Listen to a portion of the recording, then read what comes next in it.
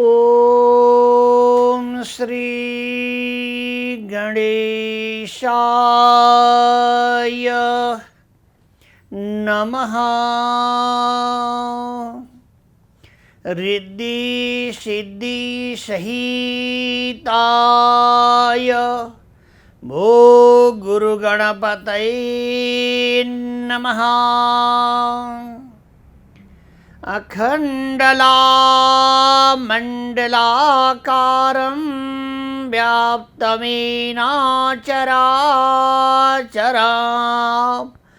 तत्पदं दर्शितं येन तस्मै श्री गुरवे नमः। ज्ञानशक्ति समारूढ़ा पतन्ते नरकार्णवे इद्यतवृतमिदं विश्वं तस्मै श्री गुरवे नमः।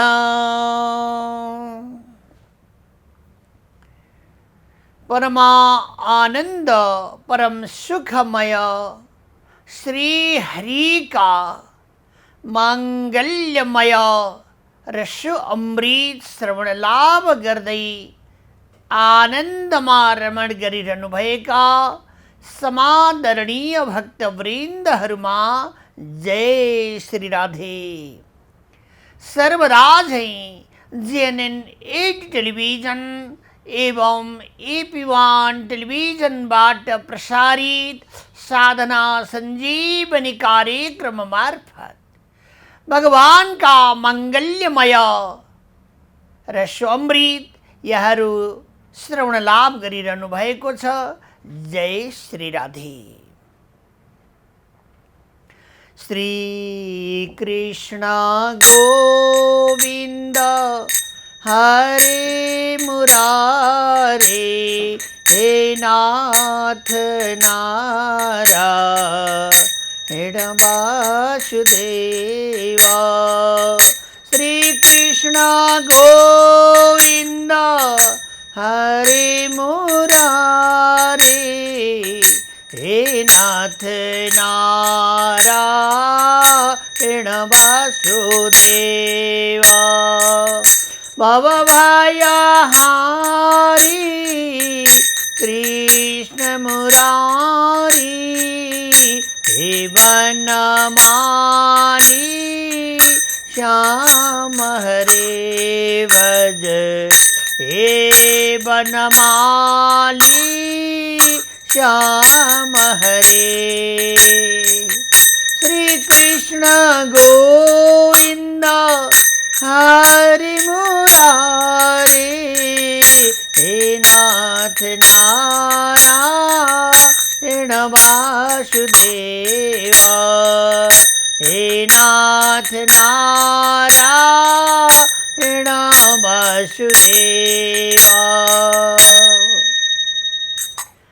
कृष्णं नारायणं वन्दे कृष्णं वन्दे पृथासुतं कृष्णं द्वैपायनं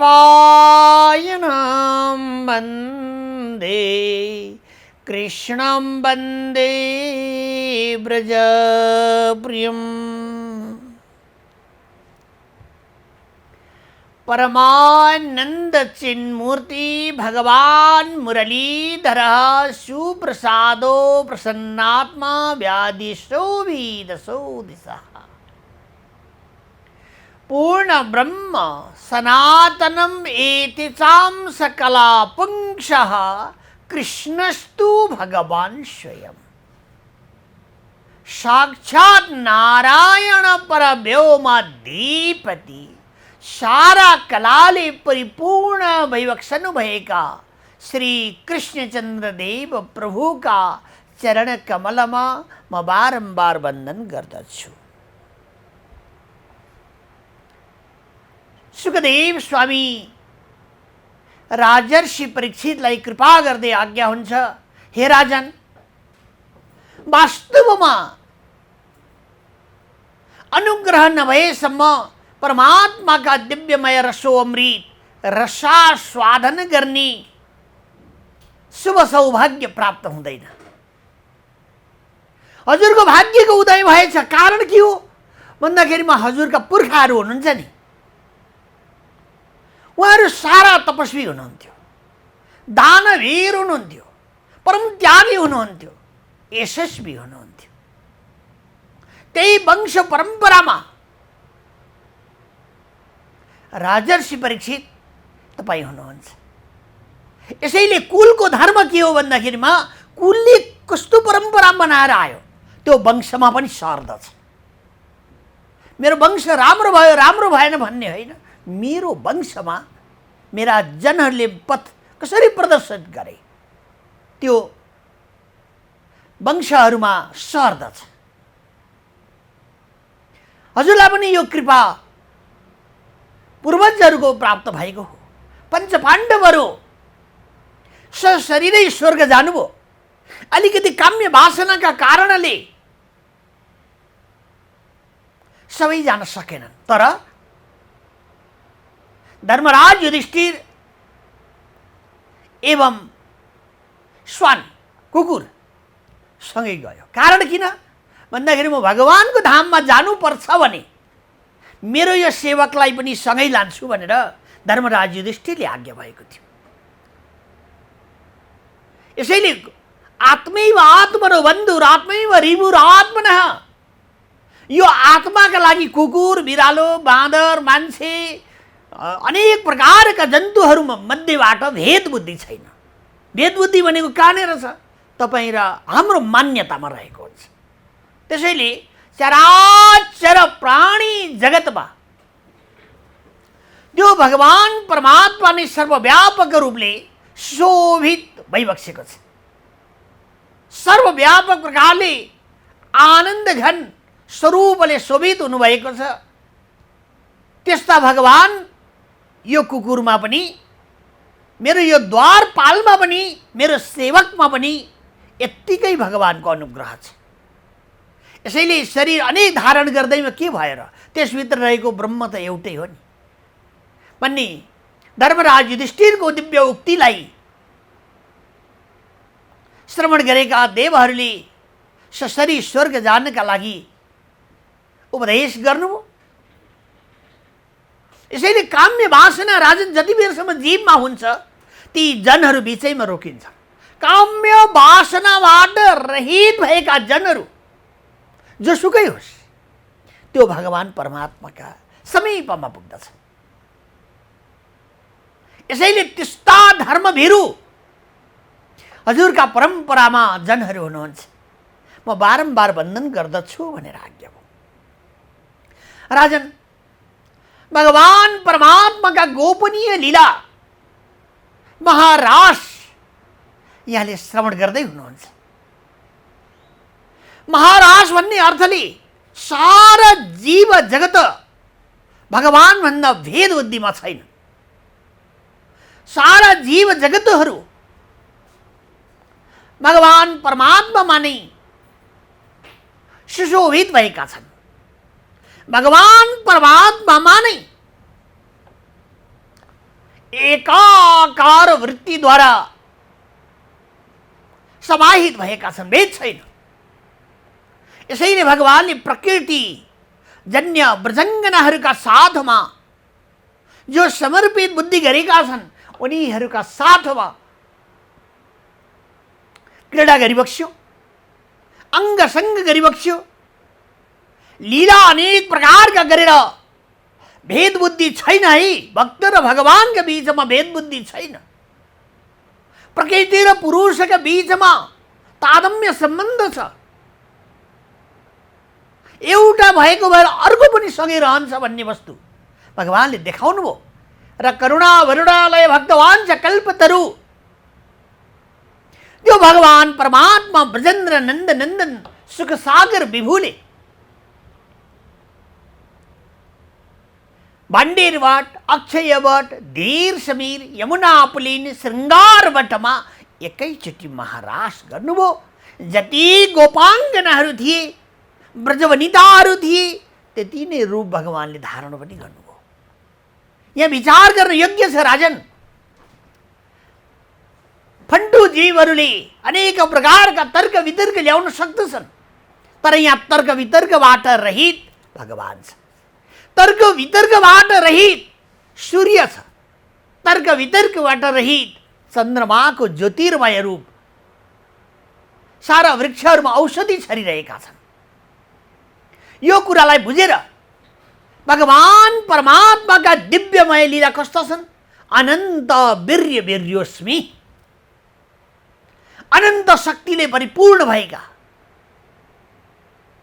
आफ्ना भक्त पनि भगवानले यति नै कृपामय, आनन्दमय, सुखमय, कृपामय गरेर आफू जस्तै चमकदार बनाइदिनुहुन्छ। यसैले भक्त र भगवान की जय भनेर स्तुति बारम्बार हुने गर्छ। भगवानले यहाँ अनन्त वीर्य, मेरो शक्ति धेरै छ, त्यसैले यहाँ अनुकरण गरिने विषय होइन। हामीले भनौला राजन, जीवहरूले भन्लान् भगवानले 16,108 रानी पटरानीहरूसँग विवाह गर्नुभयो, ब्रजङ्गनाहरूका साथमा महाराज गर्नुभयो। हामी पनि यस्तो प्रकारको महाराज गरौँ, 2-4 जना विवाह गरिदिउँ, यस्तो प्रकारको भावना जीवको उत्पत्ति हुन सक्छ। किनकि यो आफ्नो कुललाई नाश गर्ने प्रवृत्ति हो। भगवानले जिज्ञासा गर्नुभएको छ राजन, यदि सक्छौ भने जति रूप धारण प्रभुले गर्नुभयो त्यस्तै रूप धारण गर। ब्रजाङ्गनाहरूका साथमा 5 रासस्थलीमा प्रभुले जति रूपहरू धारण गरिबक्स्यो र लीला गरिबक्स्यो, अलिकति नै धारण गरेर हेर। गिरी गोवर्धन भगवानले धारण गरेर देब्रे हातको कान्छी अम्लामा 7 दिन 7 रातसम्म 7 कोषको गिरी गोवर्धनलाई भगवानले उठाइदिनु भयो। आफूले 50 किलोकै उठाएर देखाइदिनुहोस्। यसैले यहाँ भगवानका विषयमा तर्क वितर्क गर्न जरुरत छैन। संसारिक जीवहरूले थोरै कुराहरूमा भगवानका विषयलाई, भगवानका लीलाहरूलाई, भक्त र भगवानका तारतम्य सम्बन्धलाई सहजै प्रकारले राम्रो वा नराम्रो भनिदिन्छ। राजन, वास्तवमा राम्रो र नराम्रो भन्ने विषय छोडिदिनुहोस्। त्यो भगवान सत्यम ब्रह्म, अनन्तम ब्रह्म, ब्रह्म ज्योति निर्गुणम निर्विकारम, सत्ता मात्रम निर्विशेषम निरीयम। अथवा यो सारा जीवमा सत्ता नै कसको छ र? सत्ता उसैको छ। एक समय पनि, एक पलभर पनि त्यो जीवलाई नछोडिकन गोठालो गर्नुहुन्छ। अनि त्यो भगवान को खण्डन गर्न कसैले सक्छ? सक्दैन। अनुग्रहाय भूतानम देहानम देहास्थित, अनुग्रह गरिबक्सनका लागि अनेक रूप धारण गरेर कसैका शरीरमा प्रवेश गरेर भगवान कृपा गर्न हजुर हाम्रो अगाडि आउनुहुन्छ राजा। यसैले तर्क छोडेर बारम्बार गाउनु, भज गोविन्दम भज गोपालम दीन दयालम मुरलीधरम भज नंद कुमारम सर्वसुख सारम तत्तो विचारम ब्रह्म परम, तत्तो विचारम ब्रह्म परम। श्री श्री कृष्ण गोविंद माधव श्याम मुकुंद केशव जय जय राम मुकुंद केशव जय जय राम जय रघुनंदन जय सिया राम जानकी वल्लभ सीताराम। अथवा भगवान का दिव्यमय चरणामृतरुसन आस्वादन गरेर चरणोदक पान गरेर योगेश्वरहरू सर्वदा प्रसन्न प्रफुल्ल रहनुहुन्छ। त्यस्ता भगवानको जीव मात्रले तर्क वितर्कलाई छोडेर के गर्ने भन्दाखेरिमा तर्क वितर्कलाई छोडेर भज गोपालम दीन दयालम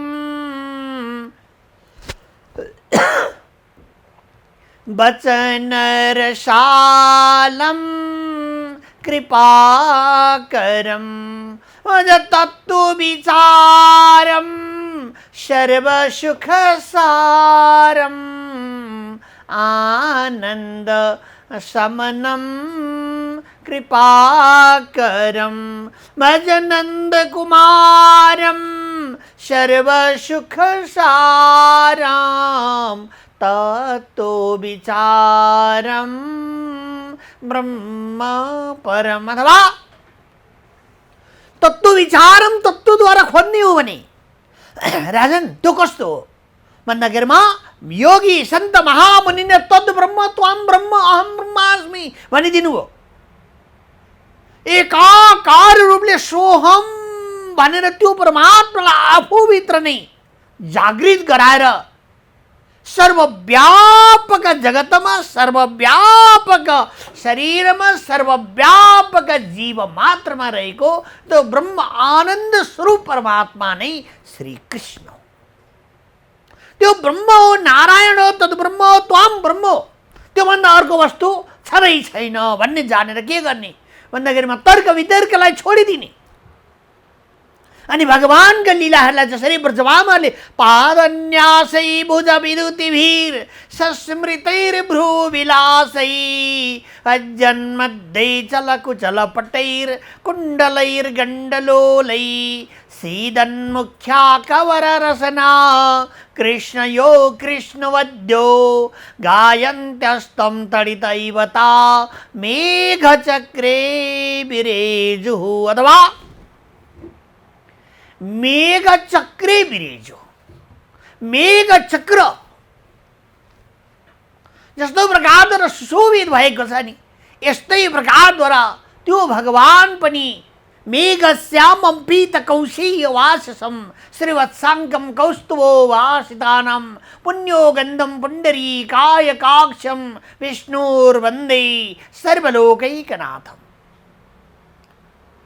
साक्षात संपूर्ण जीव मात्र का परम कल्याण का विषय त्यो परमात्मालाई ब्रजङ्गनाहरूले के गरे भन्दा भगवान जे चाहन्थे भगवानले त्यो नृत्य सिकाइदिनु भयो, त्यो लीला गराइदिनु भयो र जन्मात्रलाई राजन यो ज्ञान दिनुभयो। प्रकृतिमा 84 लाख प्रकारका जीवहरूको जन्म छ। त्यो जन्महरू मध्ये सर्वश्रेष्ठ प्राणी भनेको मानव चोला हो, मानव जन्म हो, मानव तनु हो।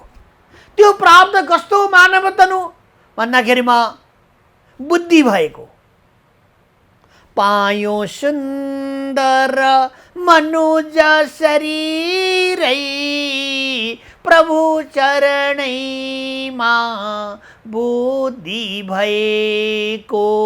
अथवा बुद्धि छुट्याउन सक्छ राम्रो नराम्रो ज्ञानी अज्ञान गर्नु हुने गर्नु नहुने कार्य कसले छुट्याउन सक्छ मानवले। यसैले मानवलाई सर्वश्रेष्ठ प्राणी भनेको छ। मानवमा पनि भगवानको चरणको आश्रय लिने ती सर्वश्रेष्ठ मानवहरू हुन्, ती देवता तुल्य हुन्, भगवानका परम प्रिय हुन्। यसैले भगवान जन्म जन्मान्तर तपस्या गरेर भगवानको दर्शन भगवानका साथमा लीला केली विलास गर्ने इच्छा प्रकट गरिरहेका योगी सन्त महामुनिन्द्रहरू आज ब्रजङ्गना बनेर ब्रजमण्डलमा आउनुभएको छ। ती सबैलाई मनको अभिलाषा ब्रजराज श्री कृष्ण प्रभुले परिपूर्ण गराइदिनु भयो राजन। त्यसैले अङ्गसँग एक एक अङ्ग उसले निर्माण गरेको छ नि, त्यो अङ्गको महत्त्व छ। आँखाको महत्त्व आफ्नै छ, यो निधारको महत्त्व आफ्नै छ, यो ब्रह्मरन्ध्रको महत्त्व आफ्नै छ, यी हाम्रा नाखुनहरूका महत्त्व आफ्नै छ, यहाँ सारा भाग्य रेखा गरेको यी हत्केलाको आफ्नै महत्त्व छ। शरीरका 84 लाख इन्जनहरू स्वत आफै चलिरहेका छन्। चलाउनेवाला कालीगढ के गर्छ भन्दाखेरिमा साँची सत्ता भनेर बसिरहेको छ। हामीले बाटो बिराएर हामी मै नाचेको मै गरेको सबै गरेको भन्छौँ। भगवानले आज्ञा हुन्छ तिमीले एउटा सिङको पनि हल्लाउन सक्दैनौ। 2 मिनेट आउने 2 मिनेट पछि आउने मृत्युलाई तिमी टाल्न सक्दैनौ। तिमी के गर्न सक्छौ? यसैले सज्जनवृन्दहरू तर्क वितर्कलाई छोडिदिएर जनमात्रले के गर्नुपर्दछ भन्दाखेरिमा तर्क वितर्कलाई छोडेर हरि शरणम हरि शरणम हरि शरणम हरि शरणम हरि शरणम हरि शरणम हरि शरणम भज प्रभु शरणम अथवा हरि शरणम भनेर बारम्बार गान भएको छ।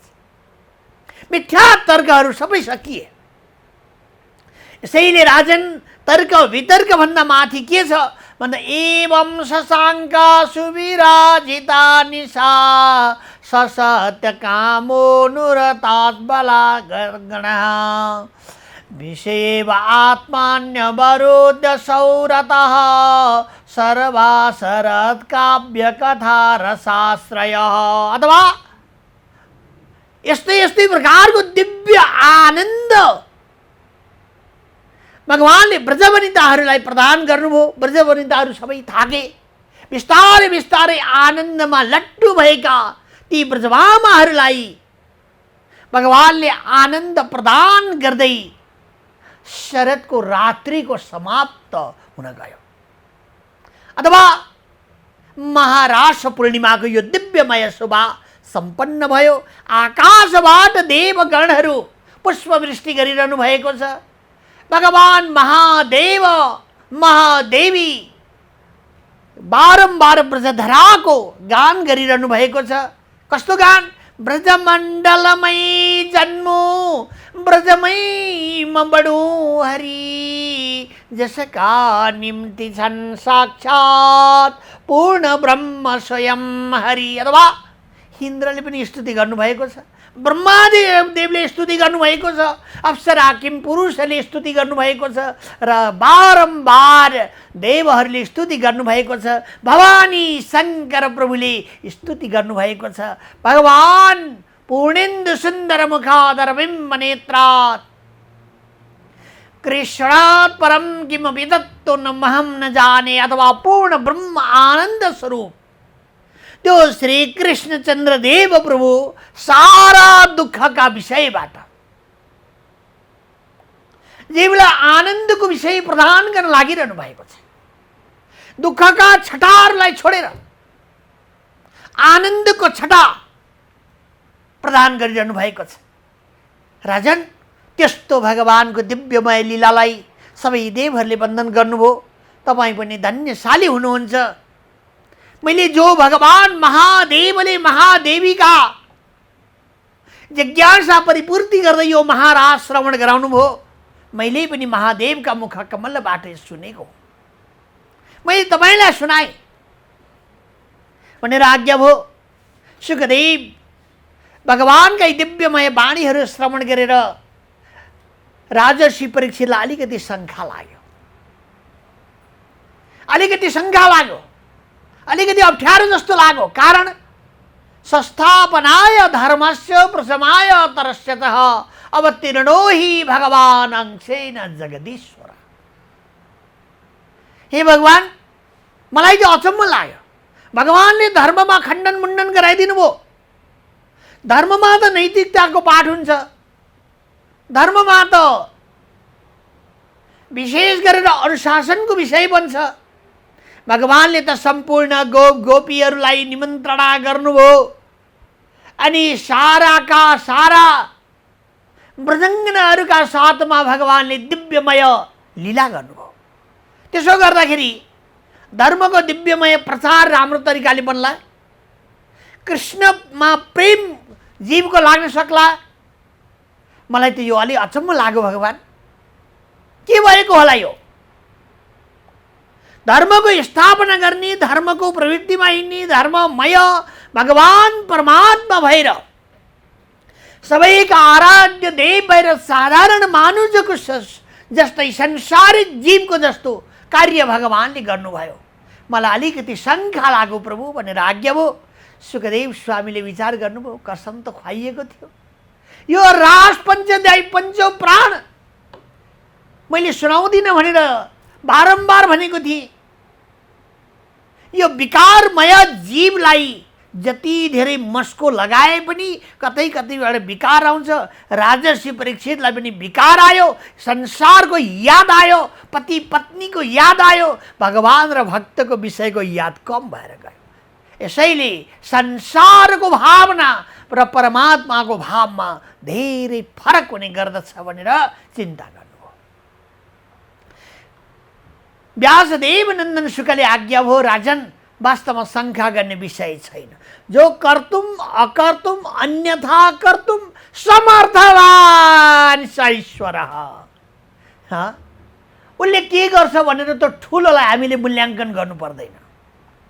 के गर्दा यो दिव्य हुन्छ भने त्यसको बारेमा हामीले सोचिरहनु पर्ने आवश्यक छैन। ऊ विशाल हो, ऊ भगवान हो, ऊ सृष्टिकर्ता हो, जीवको कर्ता हर्ता पनि उही भएको हुनाले त्यो भगवानका लीलालाई अनुकरण गर्ने होइन। हामीले बन्धन गरेर बारम्बार भगवानका लीला र समाधुरी श्रवण गर्नुपर्दछ। हजुरको भावना भगवानको प्रीतितिर लागोस्, शङ्का उपशङ्कातिर लागिरहन आवश्यक छैन भनेर सम्झाउनु भयो। व्यासदेव नन्दनका यी वाक्यहरू श्रवण गरेर बडो प्रसन्न हुनुभएका राजर्षि परीक्षितले पाउमा प्रणाम गर्नुभयो भन्ने प्रसङ्गसहित आजको प्रसङ्गमती यहाँ परिपूर्ण हुन्छ। हरि ओम तत्सत। जय श्री राधे।